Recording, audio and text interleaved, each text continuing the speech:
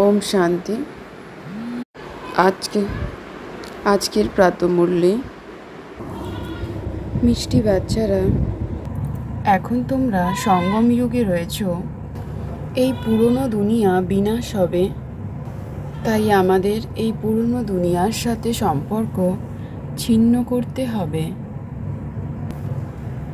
এই সঙ্গম যুগের বিশেষত্ব হলো এখানে আমরা পড়াশোনা করে প্রারব্ধ ভবিষ্যতে গিয়ে পাব। আমরা বাচ্চারা এই মৃত্যুপুরীতে পড়াশোনা করছি অমরপুরীর জন্য। আমরা বাচ্চারা এখন এই সঙ্গমেই রয়েছি। বুদ্ধির দ্বারা আমি আত্মা বিন্দু পুরাতন দুনিয়ার সাথে সকল সম্পর্ক ছিন্ন করেছি।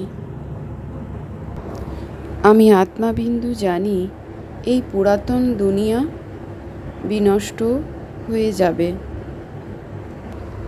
আমি আত্মাবিন্দুর যোগের জন্য জ্ঞানের প্রয়োজন।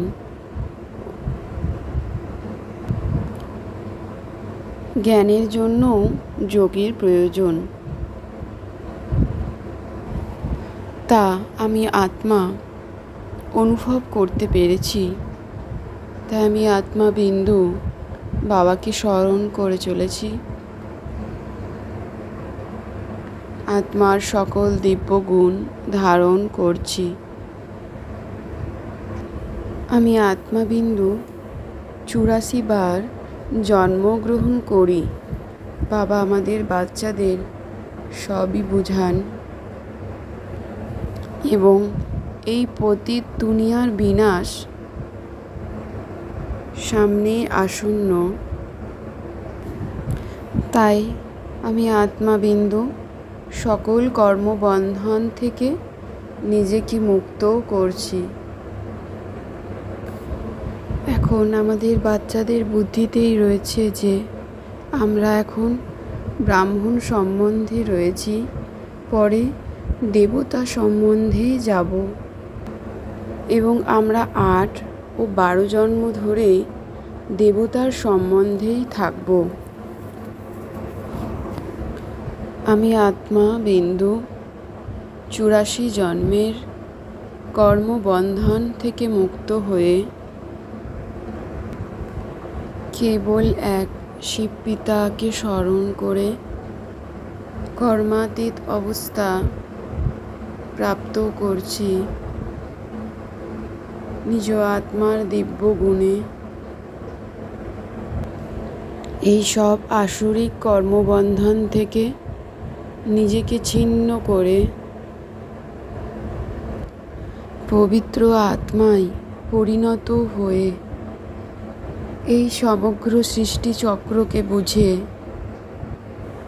চক্রবর্তী রাজা হওয়ার জন্য বাবাকে স্মরণ করে চলেছি। আমি আত্মা লাইট।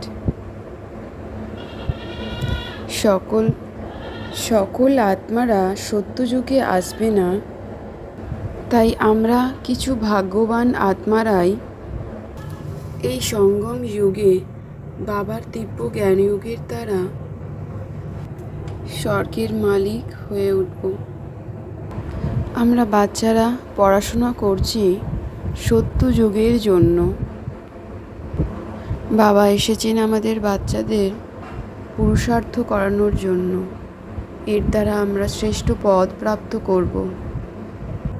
বাবাকে স্মরণের দ্বারাই আমি আত্মাবিন্দু বিকর্ম বিনাশ হয়ে যাচ্ছে। আমি আত্মাবিন্দু নিজের শ্রেষ্ঠ কর্মের দ্বারা অন্ধের লাঠি হচ্ছি। আমি আত্মাবিন্দু কখনোই নিজের সময় ওয়েস্ট করি না। পরনিন্দা পরচর্চা এসব না করে পরম ধাম নিজ ঘর ও বাবাকে স্মরণ করি।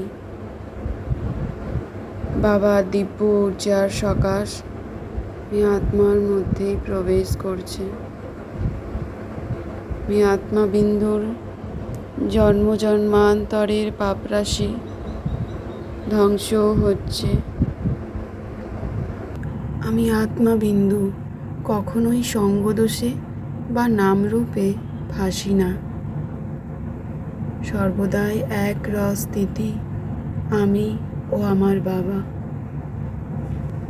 এই দিব্য ভাবনা ও অনুভবের দ্বারা নম্রতারূপী কবচের দ্বারা ব্যর্থের রাবণকে দহন করে সত্যিকারের স্নেহী ও সহযোগী হয়ে উঠছি। কেউ যদি আমাদের সংগঠনের ত্রুটি বিচ্যুতি খোঁজার চেষ্টাও করে, তবুও আমাদের স্বভাব সংস্কারে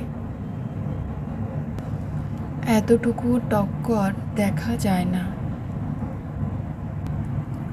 এমনভাবেই আমি আত্মাবিন্দু নিজেকে বাপ সমান বানাচ্ছি। কেউ যদি গালিও দেয়, ইনসাল্টও করে, তাও আমি আত্মা সন্ত পবিত্র ব্যক্তি হয়ে যাচ্ছি। কেউ যদি টক্কর নেয়, তাও আমি আত্মাবিন্দু তার প্রতি স্নেহের জল প্রদান করছি। নম্রতার কবচ ধারণ করে আমি আত্মাবিন্দু সদাই স্নেহী ও সহযোগী হয়ে উঠছি। আমি আত্মাবিন্দু আমিত্বের এক সীমিত ভাবনাকে আমার বাবাতে সমাহিত করে বাপ সমান সম্পূর্ণ পবিত্রতাকে ধারণ করে নিজ আচরণে ও মুখমণ্ডলে রয়্যালটিকে ধারণ করে আত্মিক রয়্যালটি ও পিওরিটির পার্সোনালিটি ধারণ করছি। ওম শান্তি শান্তি শান্তি ওম।